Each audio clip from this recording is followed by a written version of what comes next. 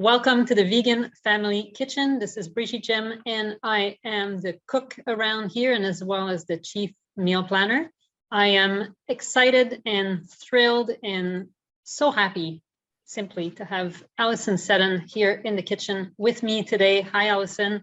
Hi. Alison is just such a fantastic supporter, and I've been meaning to feature her work, which is also amazing, for a long time. She is, and that's how we first crossed paths. She is a former environmental engineer turned licensed financial educator, which I love because it's a kind of same career pivot as I did in my own life. And I just love that interesting trajectory. She also has been cooking with me here in the Vegan Family Kitchen virtually most of the time since at least 2017, and she has been a meal plan subscriber since 2018, and I look forward to digging a little bit more into her experience as a meal plan subscriber as we chit chat today in this interview. Hi, Alison. Thank you so much for being here today. I'd like just to start by asking you to tell me about you and what you do in your new career as a financial educator. Well, thanks, Brigitte, and thank you so much for having me. It's such a pleasure to be here. I love talking about the intersection of health and wealth, and I think we're going to have a lot of fun today. At my core, I teach people how money works. And I kind of say almost, off to the side, okay, I'm a licensed, investment and insurance agent. But whenever I talk about money, and maybe you get this when you talk about being vegan, you see some people's eyes kind of glaze over. So I don't want to alienate anyone, right? So I like to say what I actually do, which is teach people how money works. That is fantastic. So what does that look like in practice? Yeah, I give a lot of free Zoom and one-on-one and in-person and group presentations about different aspects of money, from mindset to planning to insurance to investing, and really let people absorb it and self-identify to see if they would like to go deeper and learn more on a personal needs basis. If they do, then I will work with them, give them some ideas on how to get, based on their goals, no judgment, how to get from wherever they are today to closer to where they want to go, which is at the core, I think, of what all people in financial planning do, right? Help people move towards their goals. And in the model that I'm in, I'm a broker. I get paid by whatever company they wish to work with that's within a wide range of product categories available to me. So I love that we try to eliminate all the barriers, much like you're doing with transitioning to being vegan. We got to eliminate all the barriers to helping people make progress. Totally. That's so true. And, people I find are kind of curious if you say, especially in the city, we both live in Vancouver, we're almost neighbors. And I find here people are either like, oh, me too, or, I'm also plant-based, but I eat fish and turkey at Thanksgiving kind of thing. So sometimes we get that, or we get curiosity, I find, from a lot of people. However, if you tell people that what you do for a living is plan meals for other people, it's like, meal planning, batch cooking. Like, I think those are all adulting topics, right? And that makes them not so sexy, I think, from many perspectives, but they're the most important things there are out there, right? To empower us to have the kind of life that we want. And if we don't take care of them, well, they take care of us in many ways, right? Absolutely. Yeah. And that's such a good point you make about adulting, because it's an essential life skill, and we all come from various levels of experience and trajectories into adulthood. And I mean, I learned how to make a few things in school because I chose to take some of the, the home ec, which I don't even know if they offer that in all schools now, but they certainly aren't teaching about money. And it's all about money once we get out into the real world, for better or for worse. Absolutely. And unfortunately, I think a lot of parents are shy about introducing money to their children. I think we wish for our children to live in this enchanted world, but it's not necessarily to their benefit if we don't crack that nut while they're still in the nest, right? Totally. just Yeah, like eating habits. I have to say though, in home ec, in grade 9, I think, in Quebec, back in early 90s, we did black bean burgers or veggie burgers of some sort.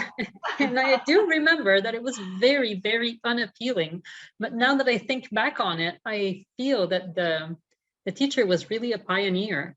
Really, what she was doing was she was preventing herself from having to deal with food safety issues, because obviously dealing with ground meat and teenagers was maybe not great, and so black beans were safer. But I don't remember though that we talked about money much, so Yeah, you can't always win.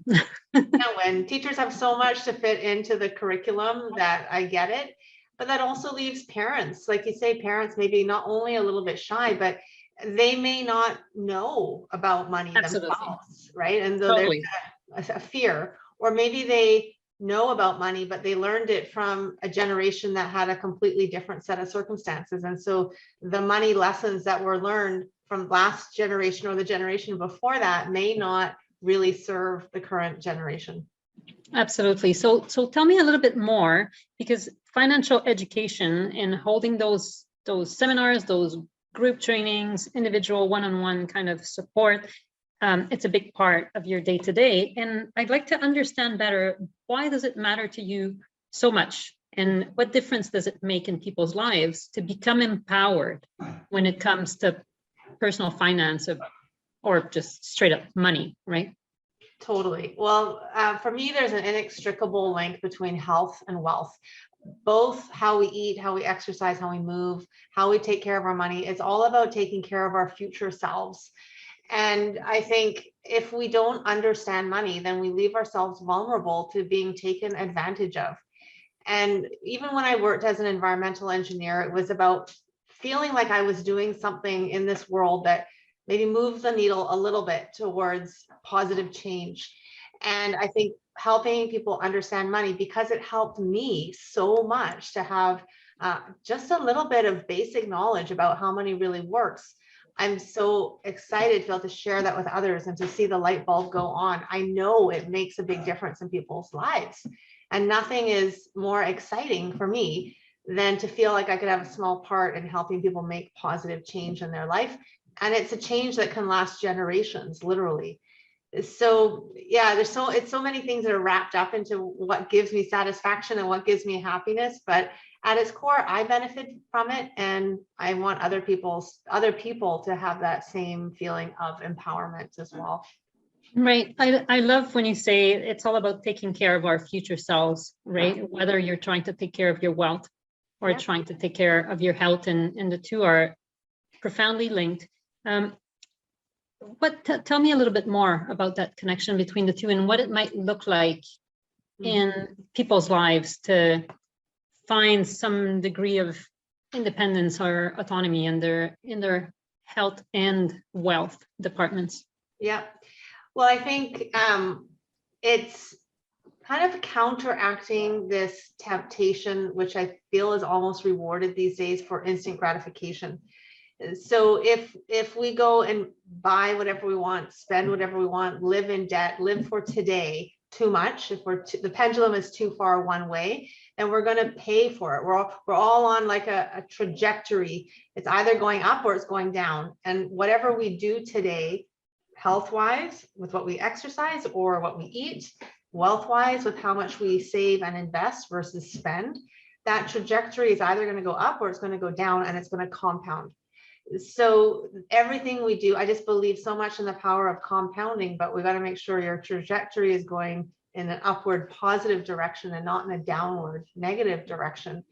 So that's number one, is recognizing that everything we do is compounding, and we need to kind of fight back against the continual messaging for instant gratification that I find is in our society.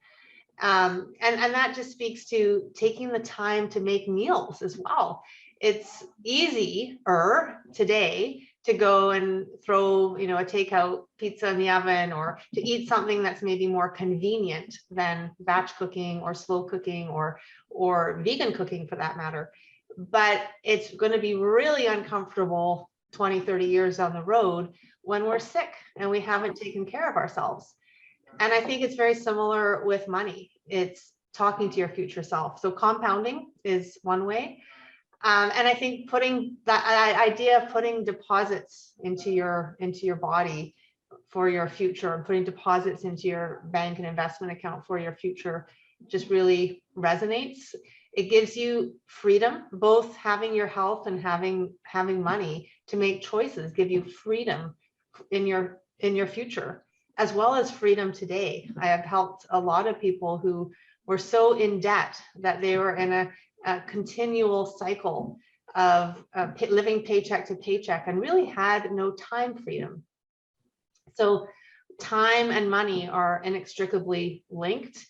And I think as we get older, time becomes more important almost than money, but they're so linked, and helping people break that connection between time and money so they have more freedom is just a strong value that I hold. And on a weekly basis, I do that with the batch cooking. I invest some time at the weekend so that I can have the freedom of time when it's more valuable, more precious to me in a way in those busy weeknights.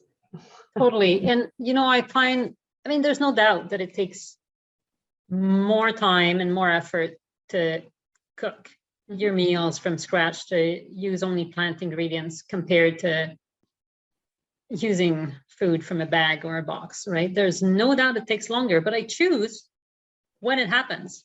Whereas if 20 years from now, I'm suffering from GI issues or cancer, and it's not that plant-based eating resolves and prevents everything, although there is strong scientific evidence to show that it does have a very positive impact, but there's always other risk factors that we can't quite control.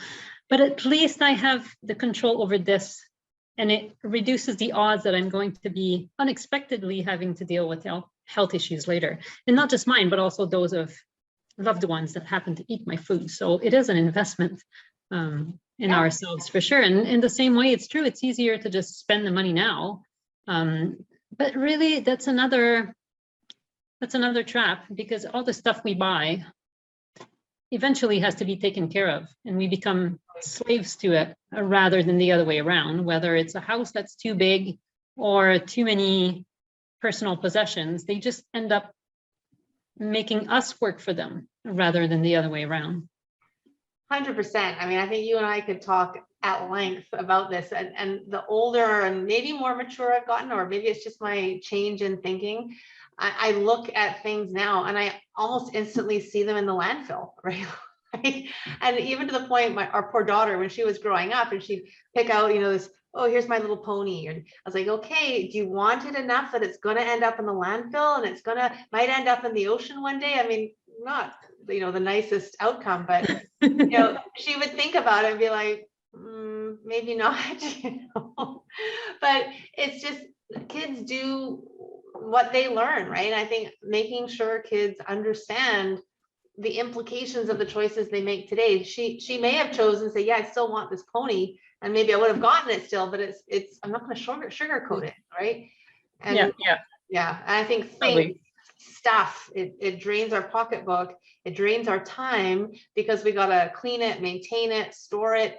I mean, the number of people I see, my husband's a realtor, right? So, he'll be helping people move, and the reason they're moving is for more space to store more stuff. And sometimes by the time he's gone through decluttering and cleaning in preparation for the sale, they kind of almost jokingly are like, well, maybe we don't need to move now. And the other way is true as well. I'm sure that if he sticks in the business long enough, eventually, when the same clients, when it's their fourth or fifth, it's because they're downsizing and they have to get rid of all their stuff to move to a smaller home, perhaps. And I find it mind-boggling, the amount of junk, and it's not always junk. I mean, some of it is really nice junk, but it's still junk that we don't use and that we accumulate.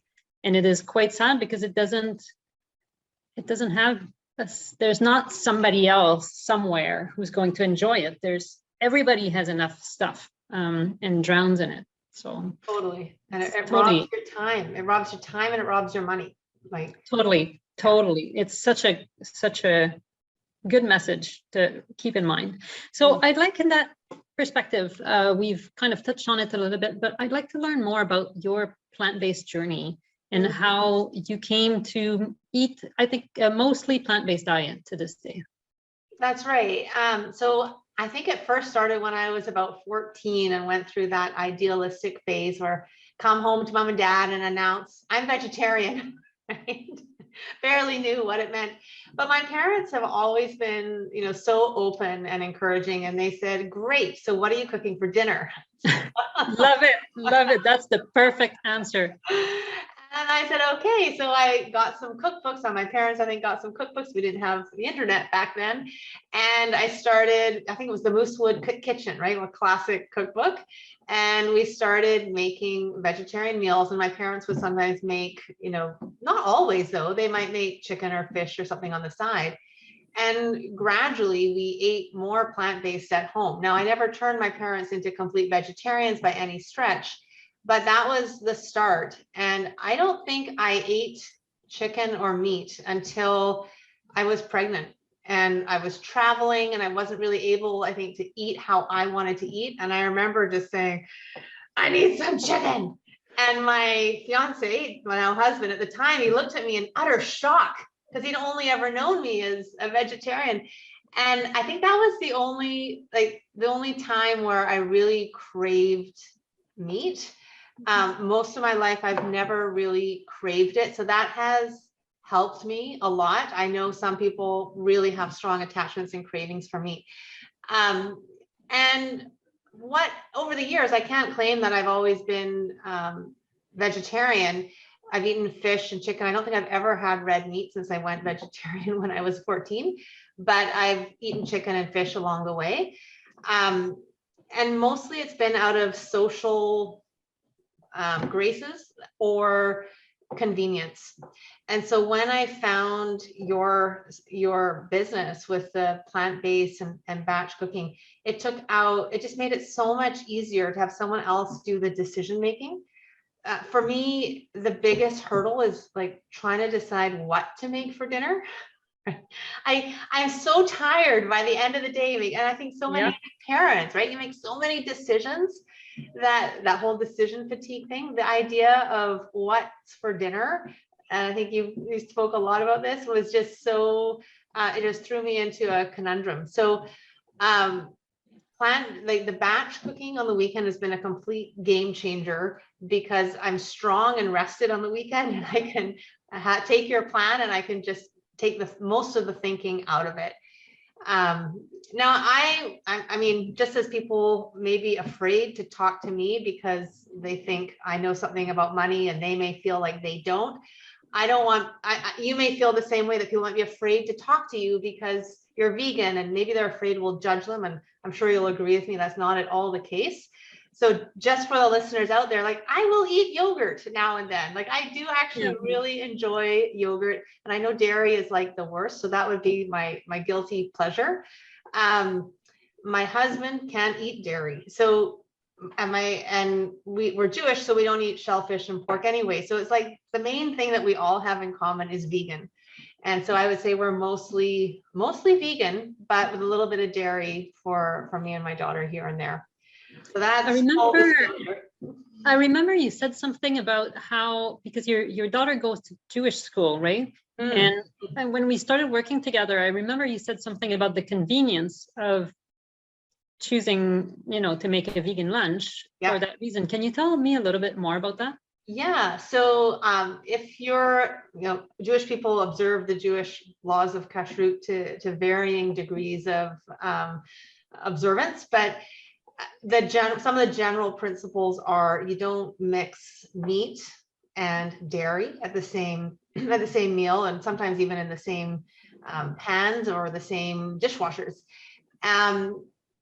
Also no shellfish, no pork. So at the Jewish school, when she went to elementary school, to kind of solve well, what about chicken here? And what if my kid shares their, non-kosher food with this other child?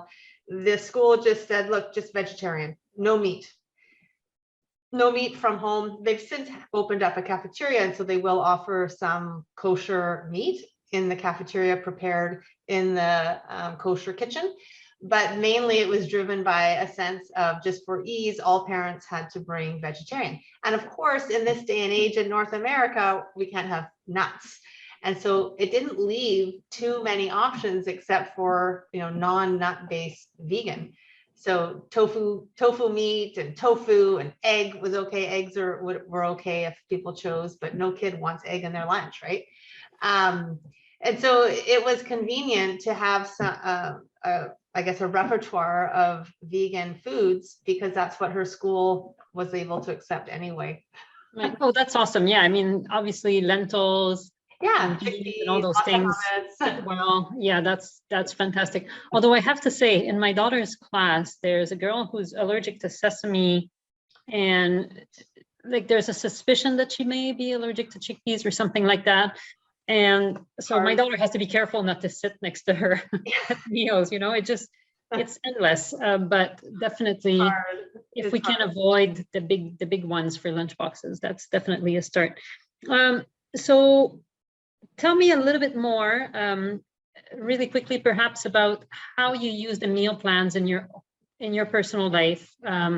What you do, like to get your groceries, and like what's your routine like food-wise? Yeah, well, like many people's routine food-wise, it's changed during COVID.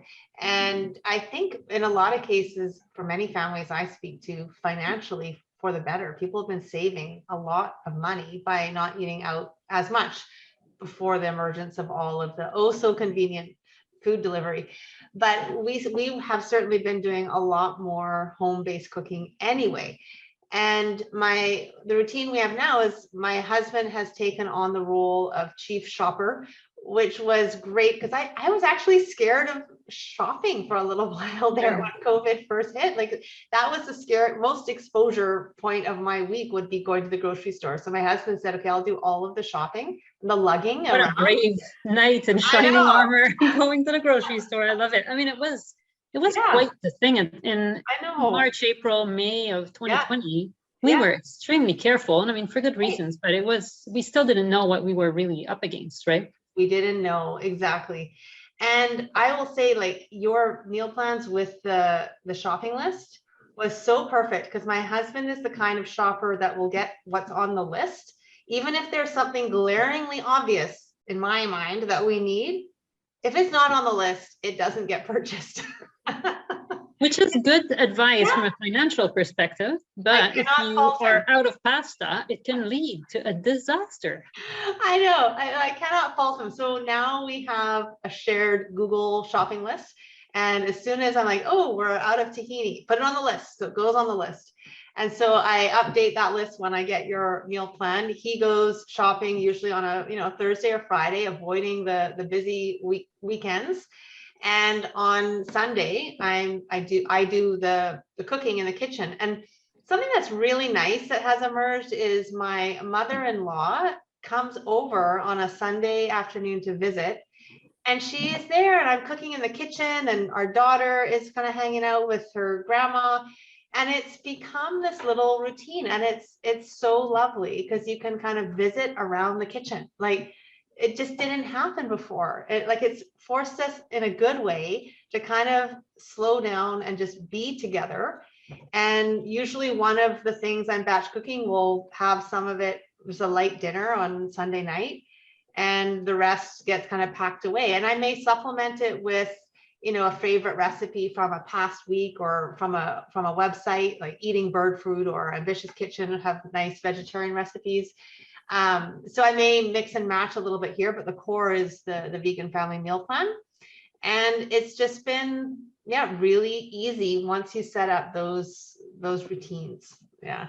I love that. And what you say about cooking in the company of others is so true. And I was reflecting yesterday on how since, the last 200 years, basically, we've really put walls between us to such an extent. And cooking, I think, used to be a lot more integrated in the community. And if we were not necessarily physically together when cooking, people were passing through each other's homes far more than we are doing today. And somebody mentioned to me, I have a friend who is very much into traditional cooking from her culture, and she was talking so lovingly of the special holidays and getting together, multiple generations, usually of women, getting together to prepare those dishes. And she said, that's the kind of cooking that we even look forward to, right? And that carries such a positive emotional baggage. But then you go home to your little kitchen and you're isolated and it feels so lonely. And it's much less appealing to cook. And I like this idea of just having people drop by, sit with you in the kitchen and chit chat and maybe taste the food, or you can have a conversation about it amongst the rest of your relationship, not as an isolated part of it. So I find that wonderful. It's amazing. For better conversation too. Yeah. And you reminded me of when I was single, I found it really hard to cook for myself healthily. Like I would heat up a bowl of soup or a bowl of cereal or something. I did not eat well when I was single. And you just reminded me of that. So I think if you're a single person, it's like find some support to help you to help you eat healthy, and also to give you an appreciative audience of the fruits of your labor. Yeah, totally. I think the best thing, that my best memory of my early 20s, when I was living a life free of children and all sorts of commitments, but it also felt like a very grown-up thing to do. Yeah. I would get together with a couple of friends in the early morning. We, pour over a bunch of cookbooks in one of our kitchens, and we decide, okay, we're going to cook this, this, and that. And then we would go together to the public market in Montreal, which is just a wonderful place to just hang out and taste all the foods, and then, grab the veggies we wanted. And then we would cook up a storm for the whole afternoon, and we'd kind of nibble along. We would make sure not to drink any wine until the knives were put away. We do all the chopping and then put away the knives, open up a bottle of white wine, keep on cooking. And at the end, we'd have a little bit of a mini feast with whatever didn't fit in our containers. Yeah. And that way we had a bit of everything to eat in the freezer, that was packed in the freezer for exactly those occasions where otherwise you're going to have a bowl of Cheerios, Yeah, totally. And it's so much healthier, but it was also just, those are my best memories of our friendship. It's just amazing. Yeah, I wish I had discovered that routine. And I think it's kind of like money for some people. Like that didn't even occur to me to do that. Mm-hmm. And I look back, I think that's so strange, but I guess we didn't have the influence of peeking into other people's lives through social media, like you kind of know. But it didn't occur to me I did go to a bank and think I was getting some advice there financially, but it didn't really occur to me to plan for my future. I exercised, but to eat healthier just for me. And I look back and I kind of wonder what I was thinking when I was in my 20s, but maybe it's just a level of maturity or influence of other people. So I really hope that anyone who's young that's watching this, that you can do it too, whether it's money, whether it's eating well, to really take pride in sort of taking care of yourself. Yeah. I think exercise has a special benefit because you can see and feel the results pretty much immediately. Vanity will get you. A 20-year-old, you can exercise and you can, see your muscles, get more toned and defined over the course of even a few weeks, right? That's right. Eating, it's strange because I think eating does have that connection. I mean, there is that almost immediate, people who are having high blood pressure or diabetes or whatnot, when they go, all in on a plant-based diet, it takes 2 weeks or sometimes 3 days before they start feeling better, right? But I think we don't connect the dots quite so much, and the consequences just seem so far in the future. And it's the same thing with money. Thinking about retirement in your 20s is a bit of a weird thing to do for most people. And so it's just easier to not think about it. And I would even go a step further and say that, eating well may be invisible to sort of the outside accountability. Because I think you're right. Like when we're younger, we may rely more on that external accountability, but eating's kind of might be invisible. But saving is actually the opposite, because there's this association with spending as being you're successful when you can spend money. And ironically, it's what's making you not be successful. It's going to make you poor. But optics, right? It's all optics. Right. Yes, the outside signs of richness Yes. Yeah. are actually what's Making you poor. destroying your future wealth, which is ironic indeed. Yeah, that's.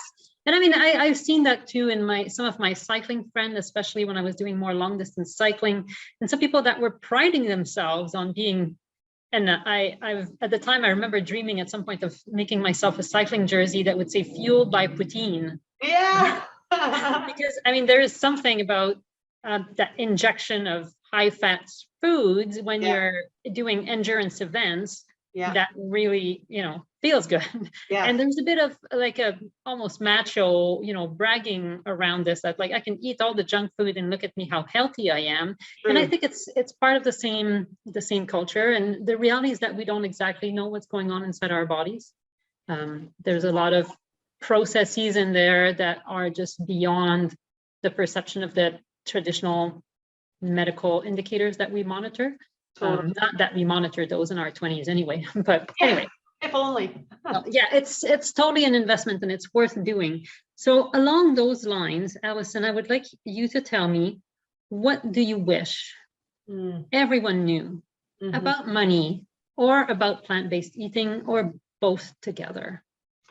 I think that the biggest thing I wish people would think about is the scale of compounding, the strength and the power of compounding.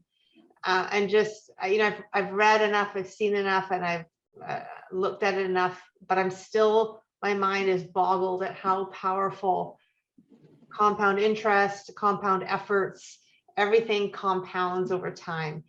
And if, there's a book, I think it's Darren Hardy who wrote something about the compound effect or something to that effect. And that's a very short book, easy to listen to or read.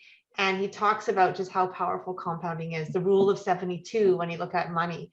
But everything compounds. And the more you can do when you're younger, the better off that you're going to be when you're older, and how much you'll appreciate your efforts when you were young. So yeah, look into compounding everything. Absolutely. And if I may say so, young can be as young as 50 or 60. I mean, I think totally we have long lives ahead of ourselves, assuming no disaster strikes.